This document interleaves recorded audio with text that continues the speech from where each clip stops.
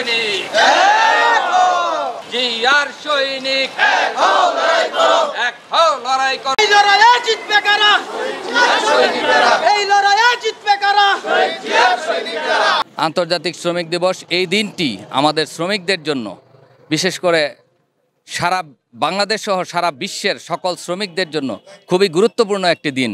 1886 সালে এই শ্রমিকদের 8 ঘন্টার কর্মযজ্ঞের জন্য এক আন্দোলন হয়। সে আন্দোলনে বহু লোকজন আহত এবং নিহত হয়। সেই থেকে আজ অবধি এই 1 মে আন্তর্জাতিক শ্রমিক দিবস হিসেবে পালিত হয়ে আসছে।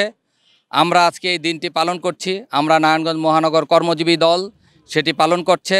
আমরা আসলে এই 5ই আগস্টের পরে 8-9 মাস হয়ে গেল, এখনও আমরা যে স্বাধীনতার জন্য আন্দোলন সংগ্রাম হয়েছিল সেটি আমরা এখনও আসলে সত্যিকার অর্থে সেই স্বাধীনতা পাইনি। মুরাদনগরের ওসি সাহেব সেই আন্দোলনের ব্যানার ফেস্টুন টেনে নিয়ে ছিঁড়ে চলে গেছে। এই জন্য সেখানেও একটা বড় ধরনের দুর্ঘটনার সৃষ্টি হয়েছে। আসলে এটা যদি আপনি যদি আসিফ সাহেবকে বলবো, আপনি যদি সঠিক কাজটাই করেন তাহলে তো আর এই আন্দোলন হতো না আপনার বিরুদ্ধে, এবং সারা দেশে হয়নি, আপনারই এলাকায় হয়েছে। তাহলে বুঝেন যে আসলে আপনারা সঠিক কাজ করতেছেন না। আপনারা যে বৈষম্যের বিরুদ্ধে আন্দোলন করেছিলেন, আজকে আপনারা সেই বৈষম্যটাই বাংলাদেশের সাথে করেছেন। আপনারা একটি দল করেছেন এনসিপি, সেই দলের কিছু লোক আপনারা দেখেছেন কিছুদিন পূর্বে যে কিছু দুর্নীতির সাথে জড়িয়ে পড়েছে। তাই আমরা বলবো যে আপনারা আসেন, খুব দ্রুত একটি নির্বাচন দেন। সেই নির্বাচনে যেই আসুক, আমার নেতা তারেক রহমান কিন্তু চাচ্ছে যে তিনি সবসময় বলেছেন যে আমার ভোট আমি দিব, যাকে খুশি তাকে দিব। আমরা বলিনি যে আমরাই ক্ষমতায় আসবো, আমরা তো সেটা বলছি না। আমরা দেশের স্বাধীনতা চাই এবং একটি সত্য এবং সঠিক একটা নিরপেক্ষ নির্বাচন চাই।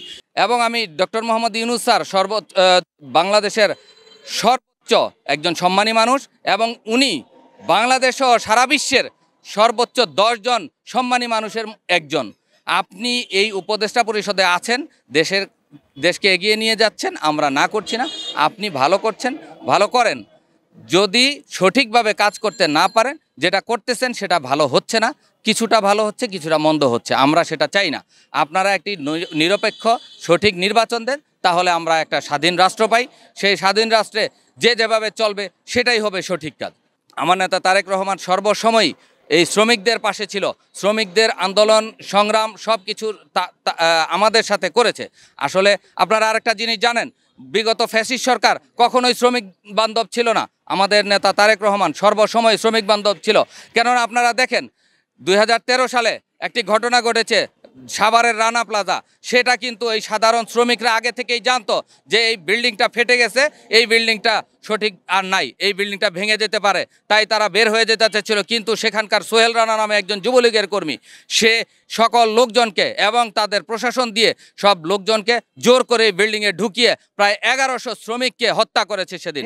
এবং সেই দিন 2500-এরও বেশি লোকজন আহত হয়েছেন, যারা সারা জীবনের জন্য পঙ্গুত্ব বরণ করেছেন।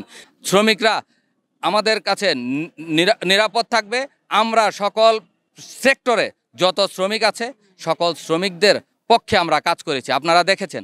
আমি চাই বাংলাদেশ একটি স্বাধীন ও সার্বভৌম রক্ষার জন্য, ভারতের দালালি থেকে আমাদেরকে বাঁচার জন্য অবশ্যই আমাদেরকে একটি গণতান্ত্রিক রাষ্ট্র কায়েম করতে হবে। সেই গণতান্ত্রিক রাষ্ট্রের জন্য একটি নিরপেক্ষ নির্বাচন দেন, যেই ভোটে যেই আসুক আমরা সেটাই মেনে নিব।